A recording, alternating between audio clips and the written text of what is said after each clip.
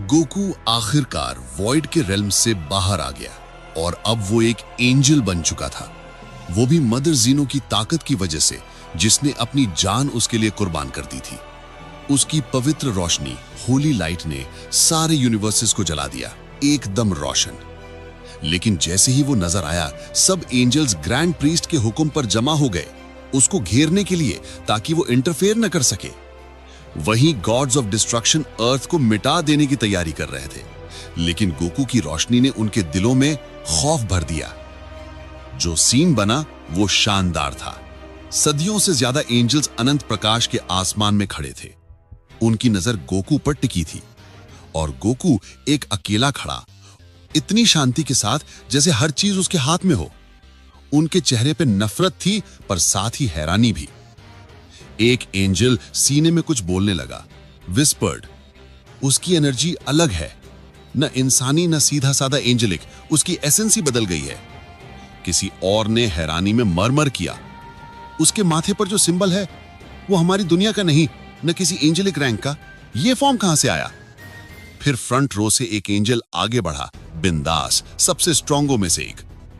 उसकी आवाज गरजने वाली थी, तुमने वो वॉइड बर्बाद कर दिया जो हमारे पिता ने मिलियन सालों पहले बनाया था। तुमने केओस को जगाया, तुमने अपनी हद पार कर दी।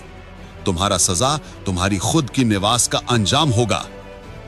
लेकिन गोकू ने मुस्कुरा के शांति से जवाब दिया। उसकी आवाज सीधा सबके दिलों को छू गई। जो करप्ट ऑर्डर तुमने बनाया है वो खत्म होगा। मैंने तुम्हारी हिस्ट्री देखी है। मैंने देखा है कि ग्रैंड प्रीस्ट ने अपना रास्ता खून से शुरू किया था, रोशनी से नहीं। मैं कभी मर्सी पे यकीन करता था, पर लगता है इस दुनिया को सिर्फ जजमेंट समझ आता है। फिर वो अपना सिर उठाता है और पक्के इरादे से बोलता है, उस दिल को भूल जाओ जो तुम पहले जानते थे। मैं तुम में से किसी को नहीं छोड़ूंगा। मेरा हिसाब तुमसे और तुम्हारे लानत वाले पिता से अब शुरू होता है।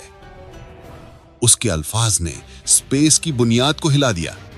लीड एंजल गुस्से से चिल्ला उठा, अपनी स्टाफ उठाई और धमाकेदार आवाज में बोला, तो फिर आखिर शुरू हो। तुम जो डिवाइन ऑर्डर को दाग दिए, अब तुम्हारा अंजाम देखो। ग्रैंड प्रीस्ट ने मुझे युद्ध की आजादी दी है। उसकी स्टाफ के नोक पर सेलेस्टियल एनर्जी जमा होने लगी, उसकी रोशनी तीर की तरह निकलने को तैयार। जितने एंजल्स थे सब ने अपने अपने स्टाफ उठा लिए। पूरे यूनिवर्सेस तक उनकी डिवाइन एनर्जी फैल रही थी। माहौल में खामोशी, पर साथ ही एक भयानक तनाव। और तभी एक तेज चमक, जैसे कोई शूटिंग स्टार बीच से गुजर गई।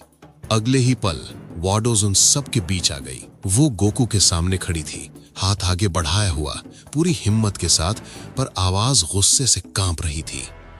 बस स्टॉप, तुम लोग समझ ही नहीं रहे हो कि ये है कौन। अगर समझ नहीं आ रहा तो उस चेन को देखो जो ये पहना हुआ है। उनकी नजर गोकू के सीने से लटक रही पेंडेंट पर पड़ी और वाडोस का पूरा जिस्म कांप उठा। आंखों से एक आंसू निकल के गाल पर बह गया। हल्की सी फुसफुसी हुई आवाज में वो बोली, नहीं, ये नहीं हो सकता। ये तो हमारी मां का पेंडेंट है। वो मां जिसने हम सबको पाला था, जिन्होंने हमें बढ़ाया, सिखाया। पूरे एंजल सेना में कंप्लीट साइलेंस छा गया। सबकी नजरें अब वाडोस पर टिक गई थीं। वो सांस लेने में भी मुश्किल महसूस कर रही थी। थोड़ा सा वक्त गुजरने के बाद वाडोस ने सर उठाया। उसकी आवाज में दुख, यादें और समझ से बाहर की उलझन थी। जब मैं छोटी थी, मैं उनके साथ बहुत वक्त गुजारती थी। उन्होंने ये पेंडेंट कभी अपने गले से उतारा ही नहीं। वो कहती थी, ये पहली रोशनी का निशान है, उस प्यार का जो ऑर्डर के पहले था, फादर के पहले था। एंजल्स के बीच हल्की हल्की फुसफुसी फैलने लगी। कुछ के चेहरे पे हैरानी, कुछ ने मुंह फेर लिया जैसे वो बात सुनना भी नहीं चाहते। फिर एक एंजल हंस पड़ता है, थोड़ा कड़वा, थोड़ा थका हुआ हंसना। तुम अब भी उन पुरानी कहानियों की बात कर रही हो? करोड़ों साल गुजर गए, वो सब तो बस कॉस्मिक धूल बन गया। लीड एंजल फिर आगे बढ़ा। इस बार उसकी नजर पहले से भी ठंडी थी। रास्ते से हट जाओ वाडोज, वरना तुम भी इसी के साथ मिटा दी जाओगी। हमने कब कब भूल दिया वो सब। और वैसे भी हम इतने दिन से देख ही रहे थे तुम्हारा अजीब व्यवहार। आज सब साफ हो गया। एक और एंजल ने उंगली उठाई, सीधा वाडोस पर। तुम यूनिवर्स 7 को डिफेंड क्यों करती हो? विस के लिए या सिर्फ बेकार जज्बात के लिए? सुनो, जिस माँ की तुम बात करती हो, हम उसे न जानते हैं न जानना चाहते, और हम इंश्योर कर देंगे कि तुम भी उसे भूल जाओ। कमांडर ने अपना स्टाफ उठा लिया। डिवाइन एनर्जी तेज गति से इकट्ठा होने लगी। अटैक बस छूटने ही वाला था, लेकिन उसी वक्त एक गहरी शक्तिशाली आवाज सब आवाजों को चीर कर निकल पड़ती है। वाडोज, पीछे हट जाओ। साइलेंस। शॉक। सबके दिल एक पल के लिए रुक गए। गोकू ने धीरे से वाडोस की तरफ देखा। उसकी आवाज हल्की पर एक अजीब सी गर्माहट और दर्द के साथ। मैं नहीं चाहता कि तुम मेरी वजह से चोट खाओ, लेकिन आज का ये पल उन सब के लिए सबक होगा जिन लोगों ने सच को भुला दिया है। वाडोस की आंखों में आंसू भर आए। वो धीरे से एक कदम पीछे हट गई, जैसे उसका दिल टूट रहा हो। उसी वक्त ग्रैंड पैलेस के बिल्कुल ऊपर ग्रैंड प्रीस्ट ने अपना हाथ जमीन पर पटका। पूरा महल हिल गया। उसकी आवाज गहरी और बिजली की तरह गूंजती हुई बोली, वाडोस, तुम हमें धोखा दे रही हो। मैंने कभी नहीं सोचा था कि तुम इतनी गिर जाओगी। वो आगे झुककर गोकू को देखता है, भौं टेढ़ी, आवाज गहरी। गोकू, तुमने हर हिसाब, हर सीमा तोड़ दी। मुझे अब इंतजार नहीं करना चाहिए। मैं उसे अभी रिलीज कर देता हूं, चाहे वक्त पूरा ना हुआ हो, चाहे जो कीमत क्यों ना देनी पड़े। सिर्फ वो ही इस नाटक को समाप्त करेगा। नीचे बैटलफील्ड में कमांडर ने अपना स्टाफ उठा लिया। उसमें से अंधे कर देने वाली डिवाइन लाइट निकली। एक बड़ी ब्लास्ट हुई। सब कुछ रोशनी में डूब गया। किसी को कुछ दिखाई नहीं दिया। एंजल्स ने सोचा, बस सब खत्म। लेकिन कुछ सेकंड्स बाद जब रोशनी धीरे धीरे कम हुई, सारे हक्के बक्के रह गए। गोकू उन सब के बिल्कुल पीछे खड़ा था, बिल्कुल बेखटक, बिना जरा सी चोट के, और उसके हाथ में कमांडर का स्टाफ था। पूरा क्राउड सुनाई देने लायक सांस रोक गया। हल्का सा फुसफुसाहट। ये कब हुआ? किस पल उसने स्टाफ छीन लिया? हमें तो मूवमेंट महसूस भी नहीं हुई। कमांडर ने अपने खाली हाथ को देखा और उसका चेहरा डर से सफेद पड़ गया। गोकू ने उसकी आंखों में सीधा देखकर ठंडी और शांत आवाज में कहा, कितने बेचारे हो तुम। इन खोखली चीजों पर निर्भर होते हो ताकि खुद को ताकतवर महसूस कर सको, पर इनके बिना तुम्हारे पास कुछ नहीं।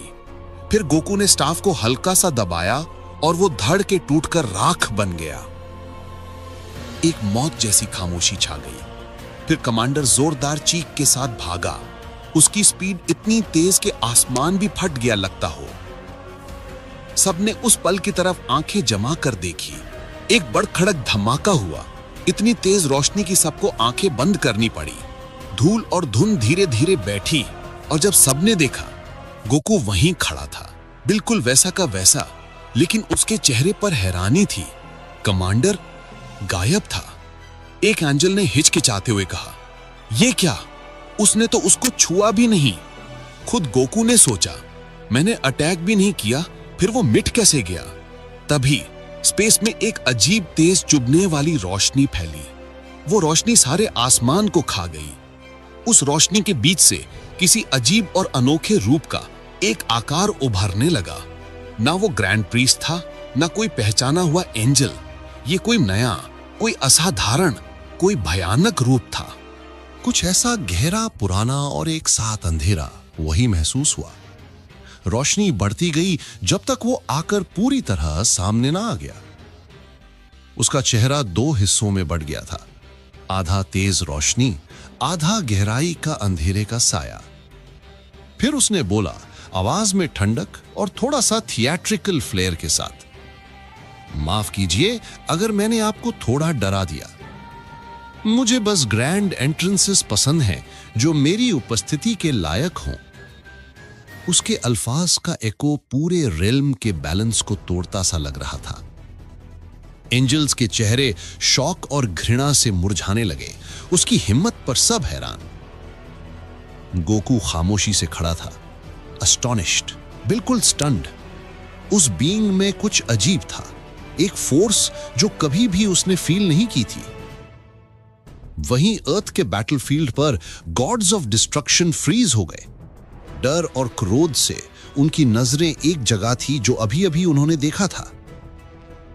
गोहान और उसकी फैमिली वंडर में खड़े थे, तभी एक स्टर्न आवाज ने वो साइलेंस तोड़ दिया। फोकस्ड रहो, इस रिडिकुलस स्पेक्टिकल से डिस्ट्रैक्ट मत हो। वो चांपा था, उसकी कमांड शार्प और फोर्सफुल। गॉड्स ने अपना कंपोजर वापस पाया और एक साथ रोर करते हुए अपनी डिस्ट्रक्टिव एनर्जी को जोड़ दिया। ये उनका मौका था प्लैनेट को एलिमिनेट करने का, बैलेंस वापस आने से पहले। दर्द और थकान के बावजूद गोहान ने मुंह जमाया और फिस्ट कस ली, आंखों में आग। चाहे कुछ भी हो जाए, मैं तुम्हें रुकने नहीं दूंगा। मैं अपनी प्रॉमिस फेल नहीं होने दूंगा। दूसरी तरफ वो मिस्टीरियस स्ट्रेंजर एक जगह खड़ा था। सबकी नजरें उस पर टिक गईं। गोकू ने जैसे ही उसकी तरफ देखा, एक अजीब सी अनईजी फीलिंग हुई। वो लगता था वेजिटा जैसा, पर उसकी ताकत ना इंसानी थी ना एंजेलिक। एंजल्स के बीच हल्की सी फुसाफुस होती रही, सब उसके नए उपस्थिति का मतलब समझने की कोशिश में। फिर जवाब खुद उस स्ट्रेंजर से आया, सीधा गोकू की तरफ। मैं सिर्फ तुम्हारे लिए आया हूं गोकू। सब कुछ ठहर गया। साइलेंस ने एक कब्रिस्तान जैसा सुकून छोड़ दिया। गोकू के चेहरे पर कंफ्यूजन गहरी हो गई। वो इस बीइंग को जानता नहीं था, ना जानता था क्यों उसका कुछ रिश्ता उससे लग रहा था। लेकिन वेडिस, उसकी आंखों में छुपा हुआ ड्रेड रिफ्लेक्ट हुआ। उसने धीरे से खुद से कहा, दुख भरी आवाज में, फादर, उसने ये कदम तेज कर दिया है। उसने एंशिएंट रॉयल स्पिरिट को जगा दिया है। इसका मतलब है उसने फाइनली डिसाइड कर लिया है इस यूनिवर्स को साबोटाज करने का। ये वो सबसे खतरनाक वेपन है जो उसने चूज किया है। अब वापस लौटने का रास्ता नहीं रहेगा। थोड़ी सी पॉज, फिर इंट्रूडर की नजर उस पेंडेंट पर पड़ी जो गोकू के सीने से लटक रहा था। उसका चेहरा तुरंत बदल गया, जैसे कुछ पुराना उसके अंदर जग गया हो, कोई मेमोरी जो फॉरबिडन हो। उसने ठंडी सी अजीब आवाज में पूछा, वो पेंडेंट तुमने कहां से लिया? गोकू ने एक कंटेम्प्टुअस स्मर्क दिया, इंडिफरेंस दिखाने की कोशिश में। क्या मुझे जस्टिफाई करना पड़ेगा कि मैं कहां अपीयर हुआ? तुम कौन हो मुद्दे पूछने वाले? स्ट्रेंजर ने सीधा जवाब दिया, मेरे पास रिडल्स के लिए टाइम नहीं है। मैं सिर्फ एक पर्पस के लिए आया हूं, तुम्हारे लिए। गोकू ने कॉन्फिडेंटली बोला, तो जल्दी बताओ तुम किस साइड में हो। मैं यहां सबको पनिश करने वाला हूं। वो आदमी बिना थोड़ी सी ह्यूमैनिटी के बोला, कोई साइड नहीं, कोई प्रिंसिपल नहीं। तुम्हारे जो भी वैल्यूज हैं वो मेरे लिए मायने नहीं रखते। मैं सिर्फ गोकू को मारने आया हूं। मुझे कोई पावर नहीं चाहिए, ना आर्मर, ना तुम्हारे डूम्ड एंजल्स के साथ अलायंस। लेकिन सबसे पहले इस पेंडेंट से ही हमारी लड़ाई शुरू करते हैं। वो स्ट्रेंजर एक पल में आगे चला, उसकी स्पीड समझ से बाहर, एक तीखी रोशनी की तरह डिस्टेंस मिटाता हुआ। दुनिया हिली जब एक अंधी धमाका हुआ। गोकू जैसे ही मिटा गया, बिल्कुल अनएग्जिस्टेंस की तरह। फिर भी स्ट्रेंजर बस मुस्कुराया, जैसे उसने इस थ्रिल को एंजॉय किया हो। तुम्हारे साथ लड़ाई का मजा सच्चा होगा गोकू। मुझे सरप्राइजेस पसंद हैं और मैं इंतजार करूंगा।